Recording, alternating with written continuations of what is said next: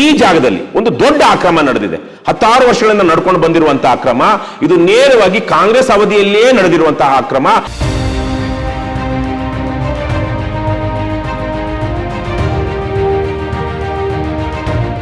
ಸ್ವತಃ ಮುಖ್ಯಮಂತ್ರಿಗಳ ಪರಿಮಿತಿಯಲ್ಲಿ ಬರುವಂತಹ ಇಲಾಖೆಯಲ್ಲಿ ನಡೆದಿರುವಂತಹ ಅಕ್ರಮ.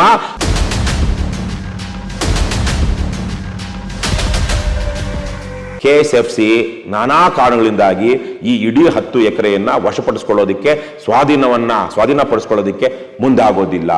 ಯಾಕೆ?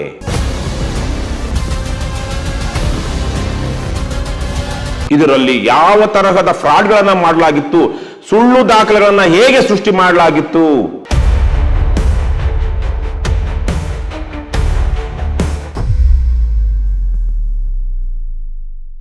ವೀಕ್ಷಕರೇ, ಎಲ್ರಿಗೂ ನಮಸ್ಕಾರ. ದಿ ಫೈಲ್ ಎಕ್ಸ್ಪೋಸ್ಗೆ ಸ್ವಾಗತ. ನಾನು ರವಿ ಕೃಷ್ಣಾರೆಡ್ಡಿ. ನಿಮ್ಗೆಲ್ಲ ಗೊತ್ತಿರುವ ಹಾಗೆ ಬೆಂಗಳೂರು ಭಾಗದಲ್ಲಿ ಭೂಮಿಗೆ ನಿಜಕ್ಕೂ ಬಂಗಾರದ ಬೆಲೆ ಇದೆ.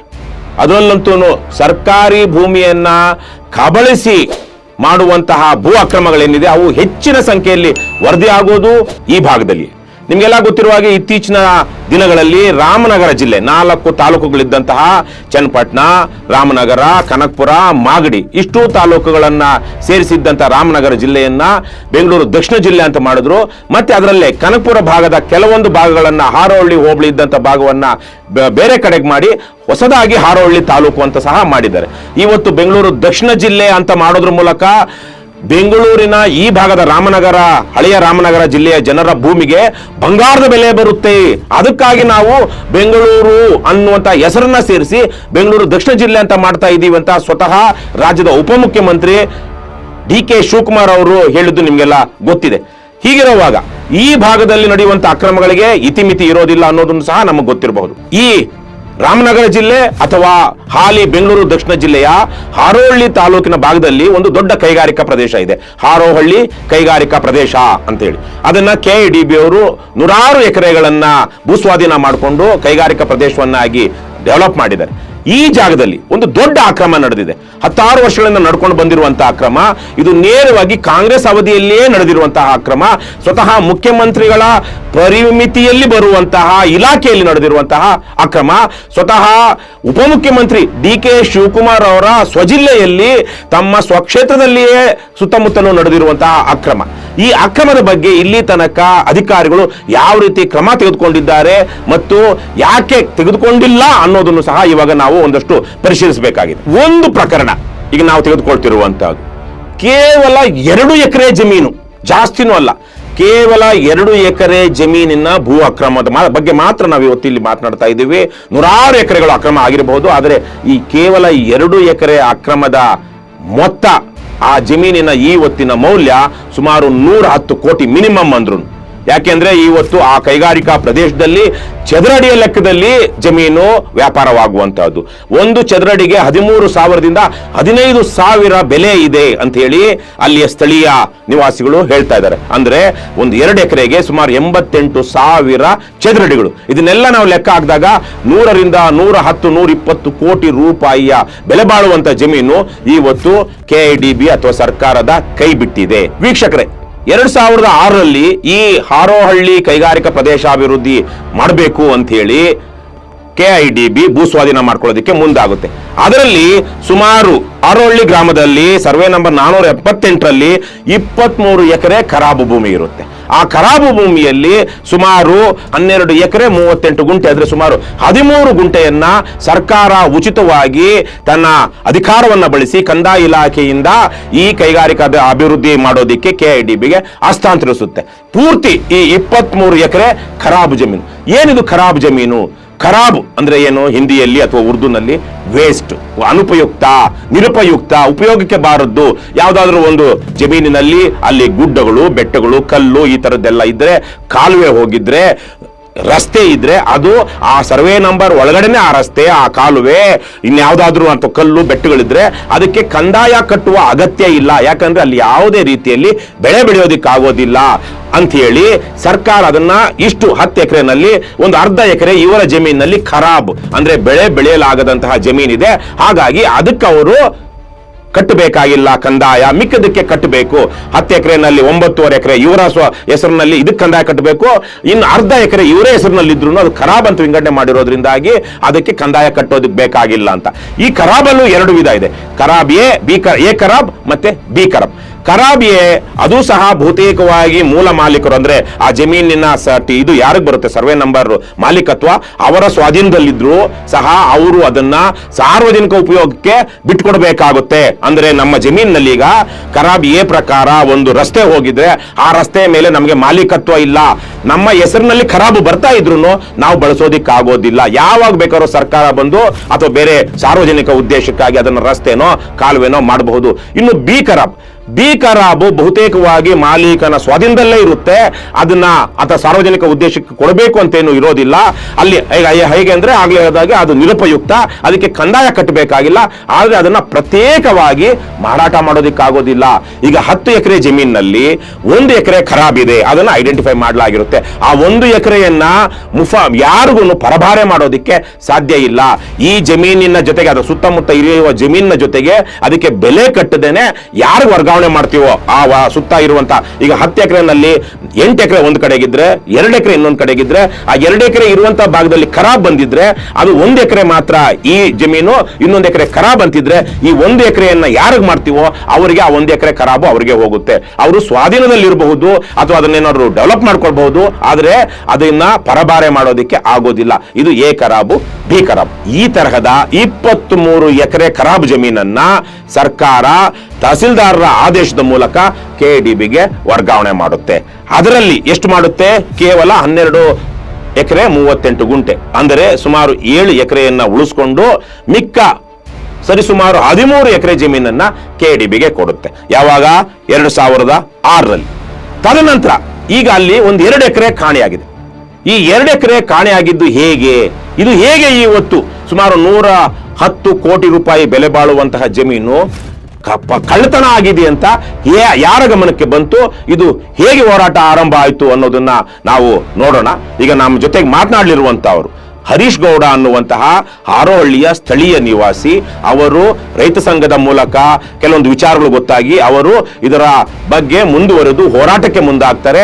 ಸರ್ಕಾರಿ ಖರಾಬು ಜಮೀನು ಒತ್ತುವರಿ ಆಗಿದೆ, ಅಕ್ರಮ ಆಗಿದೆ, ಸುಳ್ಳು ದಾಖಲೆಗಳ ಸೃಷ್ಟಿಯಾಗಿದೆ, ಇದನ್ನ ಸರ್ಕಾರಕ್ಕೆ ಉಳಿಸಬೇಕು ಅನ್ನುವಂಥ ನಿಟ್ಟಿನಲ್ಲಿ ಅವರು ಹೋರಾಟ ಮುಂದುವರಿಸ್ತಾರೆ. ಬನ್ನಿ ಇವಾಗ ನಾವು ನೋಡೋಣ ಅವರು ಈ ಹೋರಾಟವನ್ನ ಹೇಗೆ ಕೈಗೆತ್ಕೊಂಡ್ರು, ಇದನ್ನ ಮತ್ತೆ ಹೇಗೆ ಮುಂದುವರಿಸ್ತಾ ಬಂದ್ರು ಅಂತ. ನಮಸ್ಕಾರ.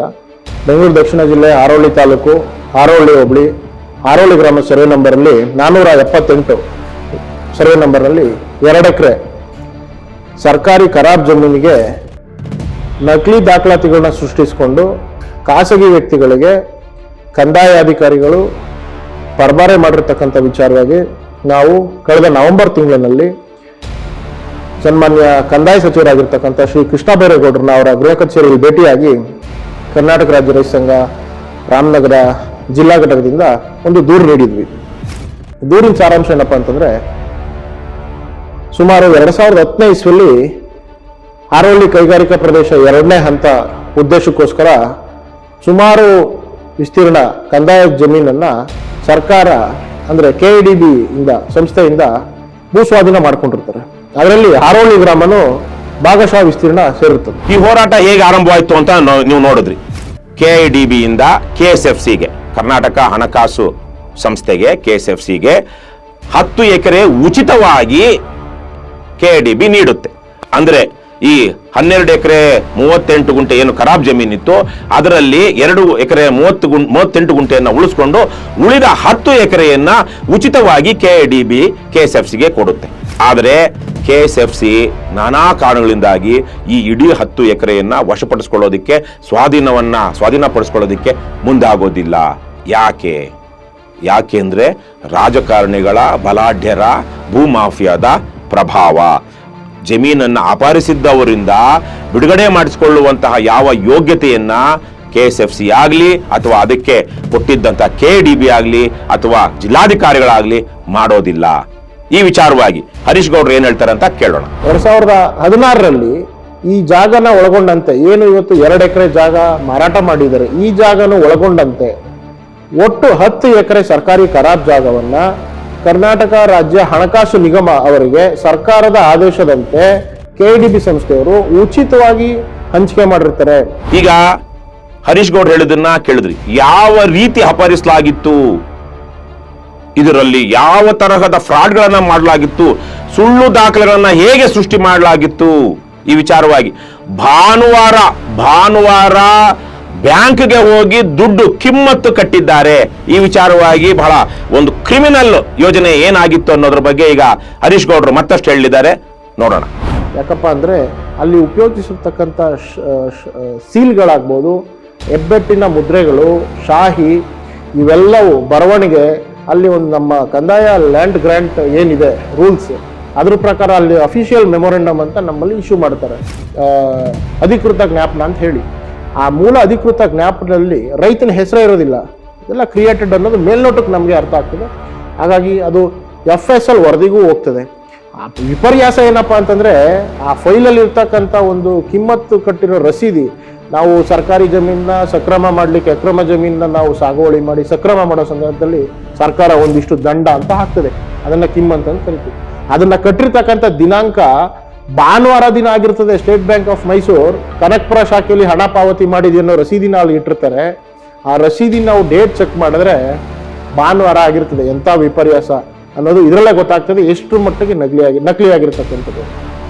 ಇಷ್ಟೆಲ್ಲ ಆದ ಮೇಲೆ ಸತತವಾಗಿ ಈ ರೈತ ಸಂಘದವರು, ಹರೀಶ್ ಗೌಡ್ರು ಇವರು ಹೋರಾಟ ಮಾಡಿದ ಫಲವಾಗಿ ರಾಜ್ಯದ ದೊಡ್ಡ ದೊಡ್ಡ ಅಧಿಕಾರಿಗಳನ್ನ, ರೀಜನಲ್ ಕಮಿಷನರ್, ಈ ಬೆಂಗಳೂರು ವ್ಯಾಪ್ತಿಗೆ ಬರುವಂತಹ ಪ್ರಾದೇಶಿಕ ಆಯುಕ್ತರು ಆದಿತ್ಯ ಆಮ್ಲಾನ್ ಬಿಸ್ವಾಸ್ ಅವರನ್ನ ಕಂಡು, ರಾಜ್ಯದ ಮುಖ್ಯ ಕಾರ್ಯದರ್ಶಿಗಳನ್ನ, ಅಪರ ಕಾರ್ಯದರ್ಶಿಗಳನ್ನ, ಸಚಿವರನ್ನ ಕಂಡು ಈ ವಿಚಾರವಾಗಿ ದೂರುಗಳನ್ನ ಕೊಟ್ಟಾದ ಮೇಲೆ ಸರ್ಕಾರ ಈ ವಿಚಾರವಾಗಿ ತನಿಖೆಗೆ ಮುಂದಾಗುತ್ತೆ. ವಿಶೇಷವಾಗಿ ಪ್ರಾದೇಶಿಕ ಆಯುಕ್ತರು, ರೀಜನಲ್ ಕಮಿಷನರು ಆದಿತ್ಯ ಆಮ್ಲಾನ್ ಬಿಸ್ವಾಸು ಈ ವಿಚಾರವಾಗಿ ಅಮೂಲಾಗ್ರವಾಗಿ ಒಂದು ರೀತಿಯಲ್ಲಿ ಕ್ರಿಮಿನಲ್ ಇನ್ವೆಸ್ಟಿಗೇಷನ್ ಅವ್ರು ಮಾಡಿರುವಂಥದ್ದು, ಅದನ್ನ ಮಾಡಿ ಅವರು ಸರ್ಕಾರಕ್ಕೆ ಮೊದಲ ವರದಿಯನ್ನ ಕಳೆದ ವರ್ಷ ಅಂದ್ರೆ ಸುಮಾರು 3 ತಿಂಗಳ ಹಿಂದೆ 2025 ಡಿಸೆಂಬರ್ 1ನೇ ತಾರೀಕು ಕೊಡ್ತಾರೆ.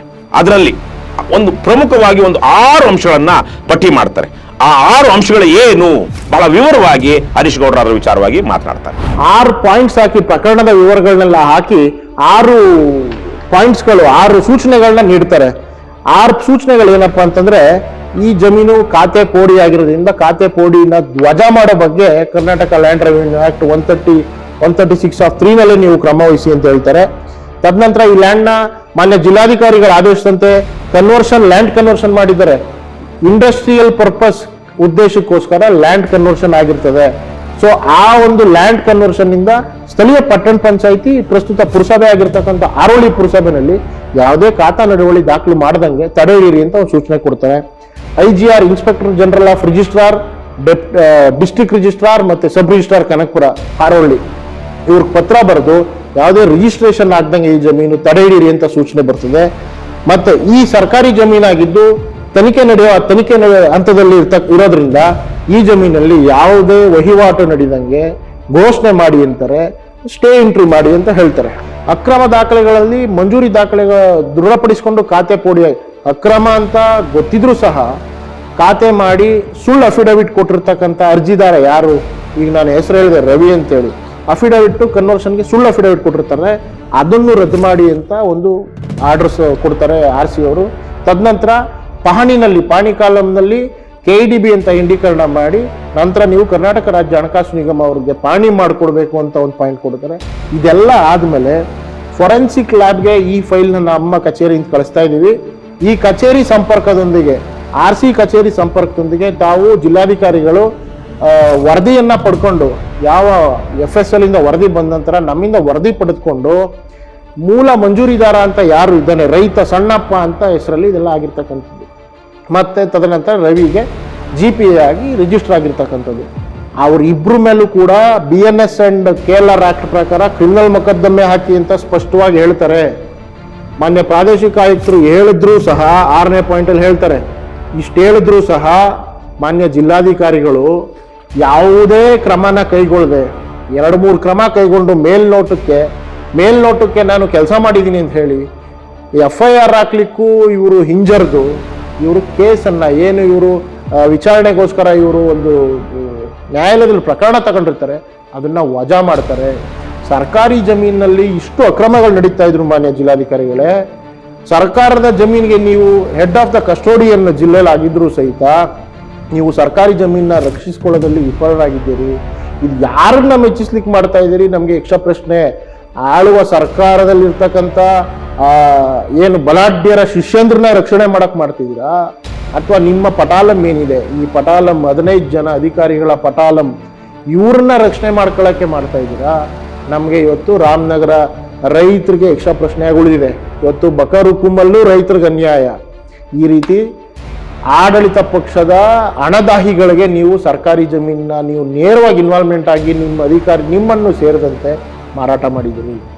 ವೀಕ್ಷಕರೇ, ಇಷ್ಟೊತ್ತು ನಾವು ಬೆಂಗಳೂರು ದಕ್ಷಿಣ ಜಿಲ್ಲೆಯ ಹಳೆ ಕನಕಪುರ ತಾಲೂಕಿನ, ಈಗ ಹಾರೋಹಳ್ಳಿ ತಾಲೂಕಿನ ಭಾಗವಾಗಿರುವಂತಹ ಹಾರೋಹಳ್ಳಿ ಕೈಗಾರಿಕಾ ಪ್ರದೇಶದಲ್ಲಿ ಸುಮಾರು 100 ಕೋಟಿ ರೂಪಾಯಿಗಳ ಭೂ ಅಕ್ರಮ ನಡೆದಿರೋದ್ರ ಬಗ್ಗೆ ಒಂದಷ್ಟು ವಿಚಾರಗಳನ್ನ ನೋಡಿದ್ವಿ.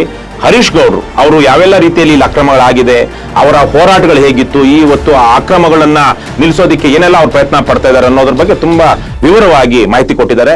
ಇನ್ನು ಮುಂದಿನ ಎಪಿಸೋಡ್ನಲ್ಲಿ ಈ ಅಕ್ರಮಗಳು ಯಾವ ರೀತಿ ನಿಲ್ಲಿಸಬೇಕಾಗಿತ್ತು, ಅಧಿಕಾರಿಗಳು ಏನ್ ಮಾಡ್ತಾ ಇದ್ದಾರೆ, ಅವರ ಮೇಲೆ ಏನಾದರೂ ಕ್ರಮ ಆಗ್ತಿದೆಯಾ, ಈ ಅಕ್ರಮದ ಈ ಸಂಬಂಧವಾಗಿ ಸರ್ಕಾರದಲ್ಲಿ ಯಾವ ತರಹದ ಪತ್ರ ವ್ಯವಹಾರಗಳು ಅಥವಾ ಕ್ರಮಗಳು ಜರುಗ್ತಾ ಇವೆ ಅನ್ನೋದನ್ನ ತುಂಬಾ ಕುತೂಹಲಕಾರಿಯಾದಂತಹ, ತುಂಬಾ ಗಂಭೀರವಾದಂತಹ ವಿಚಾರಗಳನ್ನ ಮತ್ತು ದಾಖಲೆ ಸಹಿತವಾಗಿ ಸರ್ಕಾರದಲ್ಲಿ ಈ ವಿಚಾರವಾಗಿ ಫೈಲ್ಗಳು ಎಲ್ಲಿ ಮೂವ್ ಆಗ್ತಾ ಇವೆ, ಮಂತ್ರಿ ಮಟ್ಟದಲ್ಲಿಯೋ ಅಥವಾ ಮುಖ್ಯ ಕಾರ್ಯದರ್ಶಿಗಳ ತನಕ ಇದು ಹೋಗ್ತಾ ಇದೆಯಾ, ಇವೆಲ್ಲ ವಿಚಾರಗಳನ್ನ ಇಟ್ಟುಕೊಂಡು ಅಪರಾಧಿಗಳಿಗೆ ಶಿಕ್ಷೆ ಆಗುತ್ತೋ ಇಲ್ವೋ ಅನ್ನೋದನ್ನೆಲ್ಲವನ್ನು ಇಟ್ಟುಕೊಂಡು ಮುಂದಿನ ಸಂಚಿಕೆಯಲ್ಲಿ ನೋಡೋಣ. ಅಲ್ಲಿವರೆಗೂ ನಮಸ್ಕಾರ. ಇವತ್ತು ನಾನು ನಿಮ್ಮಲ್ಲಿ ಒಂದು ಮನವಿ ಮಾಡ್ತಾ ಇದ್ದೀನಿ. ದಿ ಫೈಲ್ ಕಳೆದ 3 ವರ್ಷಗಳಿಂದ ಯಾರ ಮುಲಾಜಿಗೂ ಒಳಗಾಗದೆ ನಿಷ್ಪಕ್ಷಪಾತವಾಗಿ ತನಿಖಾ ವರದಿಗಳನ್ನ ನಿಮ್ಮ ಮುಂದೆ ಇಡ್ತಾ ಇದೆ. ಕೋವಿಡ್ ಹಗರಣ ಆಗಿರಬಹುದು, ಶಿಕ್ಷಕರ ನೇಮಕಾತಿಯಲ್ಲಿನ ಅಕ್ರಮವಾಗಿರ್ಬೋದು, ಸರ್ಕಾರದ ಹಲವಾರು ಭ್ರಷ್ಟಾಚಾರಗಳನ್ನ ದಾಖಲೆ ಸಮೇತ ಬಯಲು ಮಾಡ್ತಾ ಇದೆ. ನಮ್ಮ ಈ ವರದಿಗಳನ್ನ ಆಧರಿಸಿ ತನಿಖಾ ಆಯೋಗಗಳು ರಚನೆ ಆಗಿದೆ. ನಮ್ಮ ಸಂಸ್ಥೆ ಹೀಗೆ ನಿರಂತರವಾಗಿ ನಿರ್ಭೀತಿಯಿಂದ ಸ್ವತಂತ್ರವಾಗಿ ಮುಂದುವರಿಯೋದಕ್ಕೆ ನಿಮ್ಮ ಸಹಾಯ ಅತ್ಯಗತ್ಯ. ಹಾಗಾಗಿ ನನ್ನ ಮನವಿ, ಡಿಸ್ಕ್ರಿಪ್ಷನ್ ಬಾಕ್ಸ್ ನಲ್ಲಿರುವಂತಹ ಲಿಂಕ್ ಬಳಸಿ ಅಥವಾ ಈ ವಿಡಿಯೋದಲ್ಲಿ QR ಕೋಡ್ ನ ಸ್ಕ್ಯಾನ್ ಮಾಡಿ ನಿಮ್ಮ ಕೈಲಾದಷ್ಟು ಹಣ ಡೊನೇಟ್ ಮಾಡಿ. ಈ ಮೂಲಕ ಸ್ವತಂತ್ರ ಪತ್ರಿಕೋದ್ಯಮವನ್ನ ಬೆಂಬಲಿಸಿ. ನಮಸ್ಕಾರ.